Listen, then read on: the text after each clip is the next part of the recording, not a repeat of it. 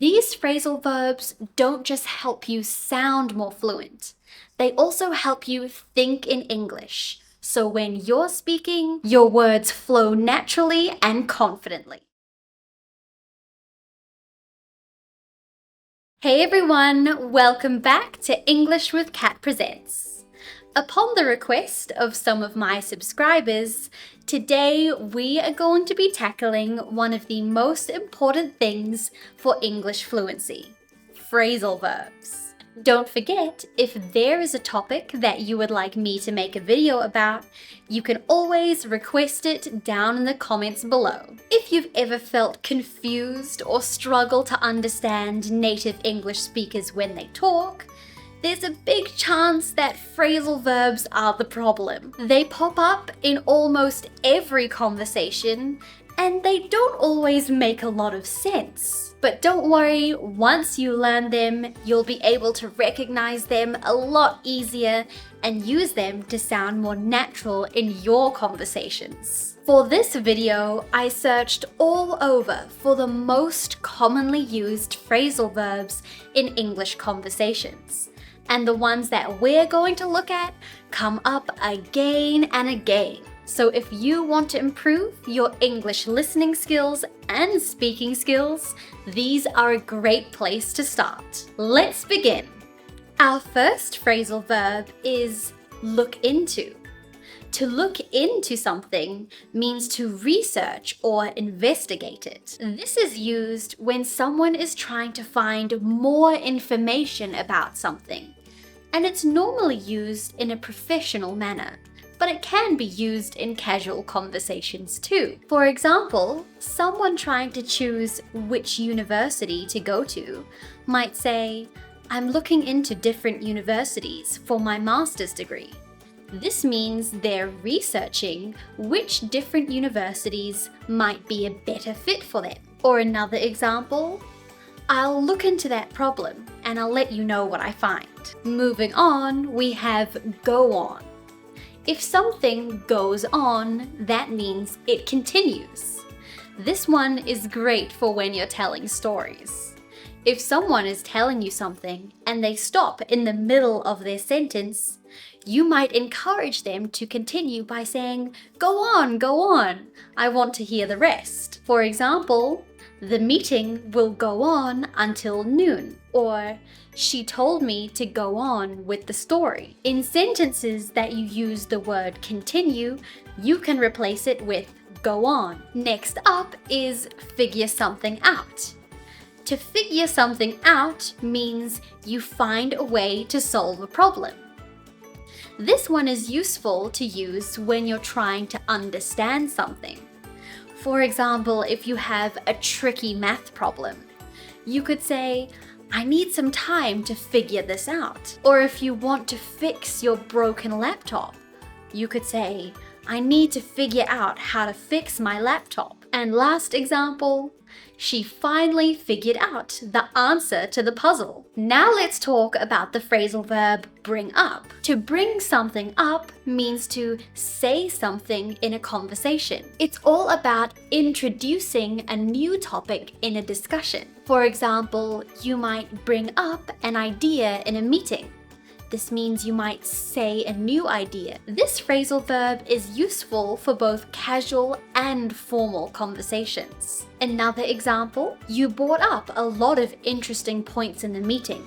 Let's talk about them more. Or one more example, she didn't want to bring up his past mistakes. Let's keep going.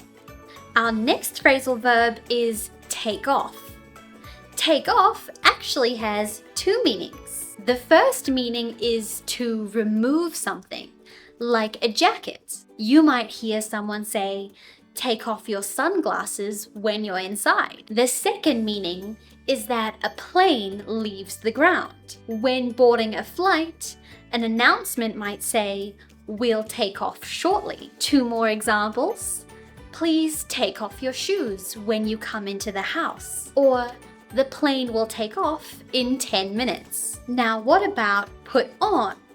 Put on is the opposite of take off. It also has two meanings. It can mean to wear something, like clothes or makeup, but it can also mean to turn something on, especially music. If someone is feeling sad, they might put on some happy music to feel better. Or if you're going to a special event, you might put on some formal clothes to get ready. Some more examples. She put on her jacket before going outside. Or he put on some music to relax. Here's another one that you'll hear all the time.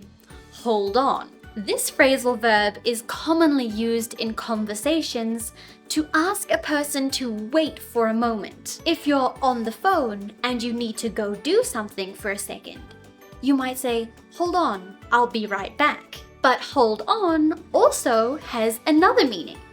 It can mean to actually hold something tightly, like a rope.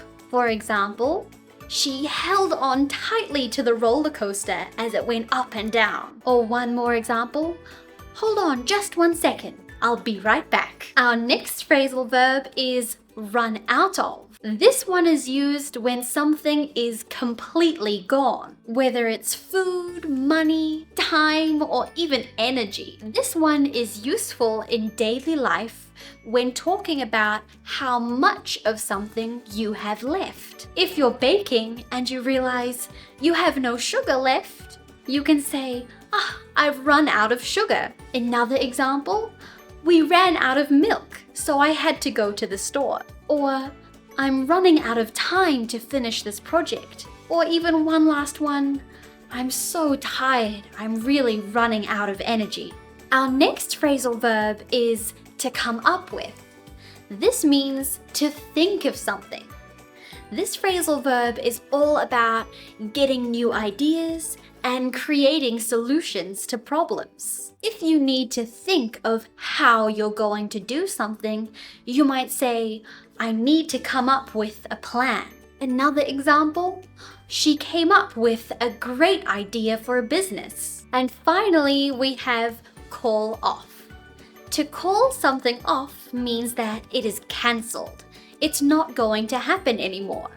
Maybe if bad weather or something unexpected happens, which means that you have to change your plans, you could use the phrasal verb call off. For example, if a meeting gets cancelled, you could say the meeting was called off, or they had to call off the soccer match because of the thunderstorm. And there you have it, some of the most powerful, commonly used phrasal verbs that you'll hear in everyday English conversations. But as always, learning English, and especially learning phrasal verbs, isn't just about memorizing.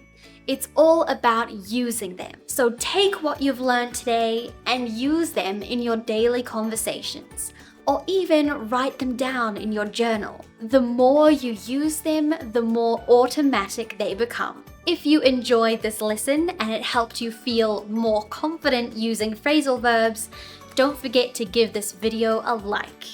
Also, subscribe so you never miss a tip from me on how to make your English more natural and reach fluency faster. Ask me any questions you like down in the comments below, or send me a message on my social media.